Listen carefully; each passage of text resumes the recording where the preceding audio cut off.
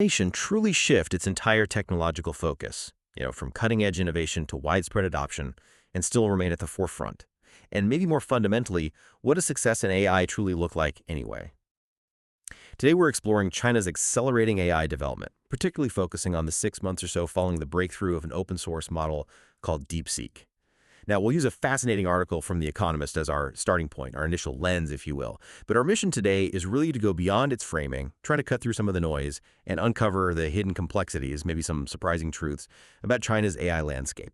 And, of course, what it all means for the broader world of AI. So let's start by unpacking what The Economist initially argued about China's AI path. Their first point, as I recall, painted this picture of Liangzhou, a leafy suburb of Hangzhou, becoming China's sort of AI Silicon Valley. That's right. They described it as this really dense cluster of startups, investors, all seemingly popping up right after DeepSeek's model made waves.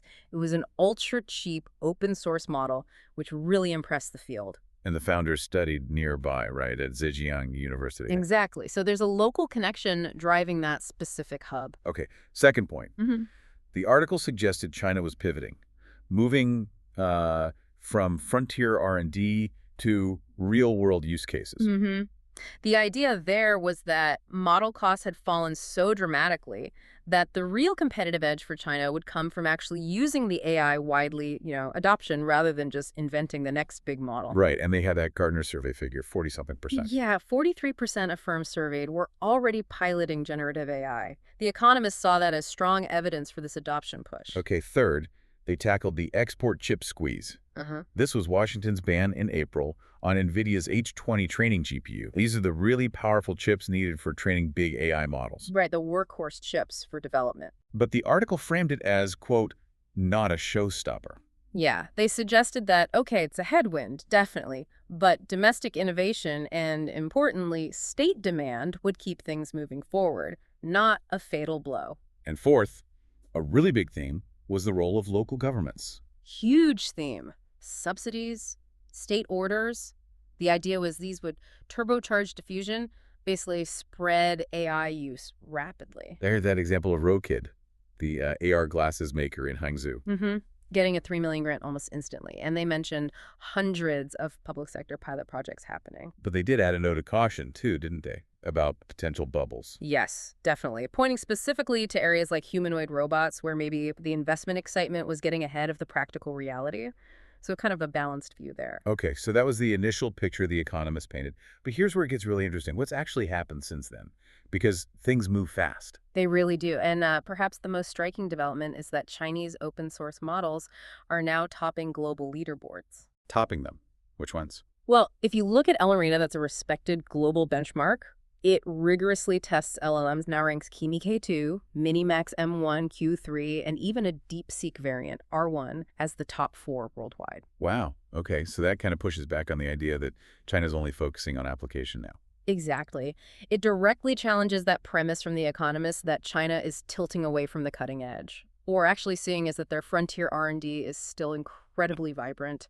The application push hasn't displaced basic research. It seems they're pursuing both very aggressively. And you mentioned costs earlier. The initial idea was falling costs driving adoption. What's the latest there? The costs continue to just plummet. It's quite dramatic. The CEO of Minimax mentioned at the World Artificial Intelligence Conference, WAIC, that another 10 times decline in inference costs is likely within just 2 years. 10 times, on top of the drops we've already seen. Yep. On top of similar drops recently. Yeah. An inference cost, just to remind everyone, is the cost of actually using the AI model day to day. So that makes it much cheaper to actually roll these things out everywhere. Precisely. It shifts the economics from limited pilots to potentially massive, commercially viable rollouts across industries.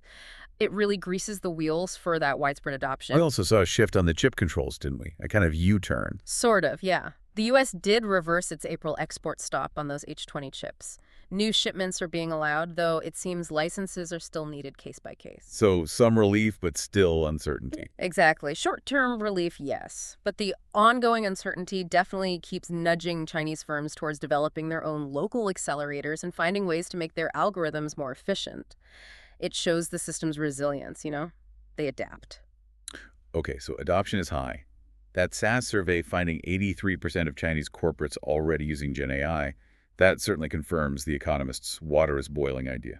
Highest worldwide, you said. Highest worldwide, yeah. But, and this is a huge but, there's this critical value realization gap. Value realization gap. What's that? Well, Accenture did a study, and they found that only 9%, just 9%, of those adopters report clear productivity or profit gains. 9%. Yeah. Out of 83% using it.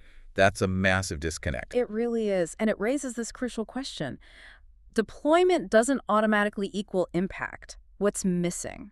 Right. So just having the tech isn't enough. Not at all. It's like buying a Formula One car but not knowing how to drive it or having the right track. The real value comes from the deeper integration. For redesigning processes, improving data quality, retraining staff. That heavy lifting still lags way behind the initial adoption figures. And circling back to those local subsidies, that rocket example, getting 3 million in 8 minutes, is that speed typical? Well, 8 minutes is definitely a headline-grabbing, maybe unusually fast even for China. But it does underscore how incredibly nimble and proactive local governments can be when they really want to back a winner or push a priority sector. They can move mountains, or at least money, very quickly. Is this just local governments acting alone, or is there central direction? Oh, there's definitely central guidance, too. That April Politburo study session was significant. They stressed a systematic, state-led mobilization, their words of resources, but also emphasized safe deployment. So balancing speed with control. Exactly. Top-level intent seems to be managing the pace, ensuring governance keeps up with the technology spread. They want the benefits, but they're also aware of the risks. And speaking of risks, you mentioned healthcare earlier. That JAMA commentary warning about hospitals adopting DeepSeek too fast, too soon. Yes, that's a really important flag. Over 300 hospitals potentially moving too quickly. It seems to be leading regulators to look at tightening the protocols for clinical AI. It highlights that tension, the rush to deploy versus the need for caution, especially in high-stakes areas like medicine. Okay, so we try to connect all these threads, looking at the bigger picture. It feels like we need to revisit some of those initial assumptions from The Economist. I think that's right. It's worth re-examining their framing with these new developments in mind. So first off, that idea that China was tilting away from cutting-edge work, how does that hold up now, with models like Kimi K2 topping charts? It doesn't really hold up as a simple pivot, does it? The big takeaway, I think, is that it's not an either-or choice between frontier R&D and mass-market rollout. What these open-source breakthroughs show is that they're actually concurrent tracks, and they reinforce each other. How so? Well, making powerful models open source lowers the barrier for everyone, fueling wider experimentation and deployment across industries. And that widespread use then feeds valuable real-world data and identifies new use cases, which in turn helps drive the next wave of frontier innovation.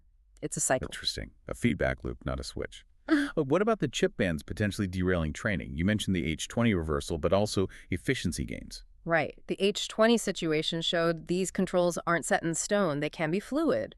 But maybe more importantly, the efficiency gains are key. Chinese labs have apparently doubled their parameter efficiency since January. Doubled. Can you explain parameter efficiency quickly? Sure. Essentially, it means getting more AI capability, more smarts, out of the model using less computational power. So fewer chips needed for the same level of performance or better performance with the same chips. Got it. So needing fewer chips anyway. Exactly.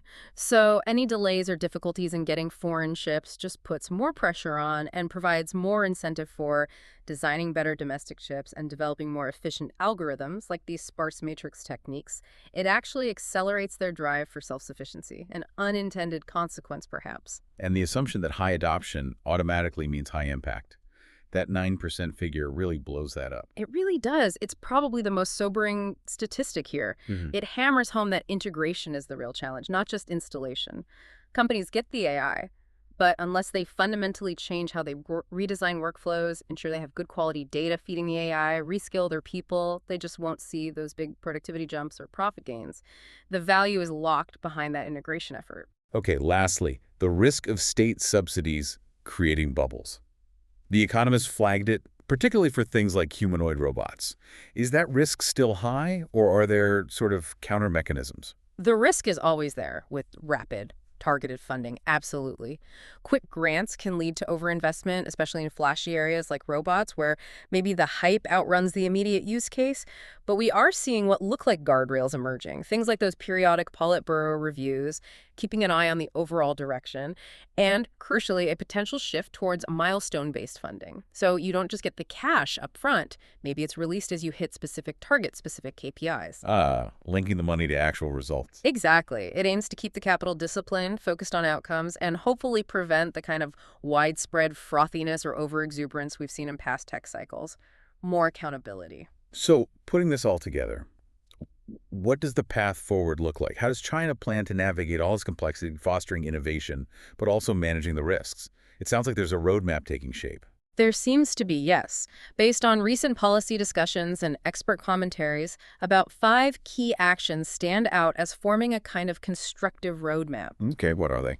First, setting up open source collabs for SMEs, small and medium-sized enterprises. The logic is clear.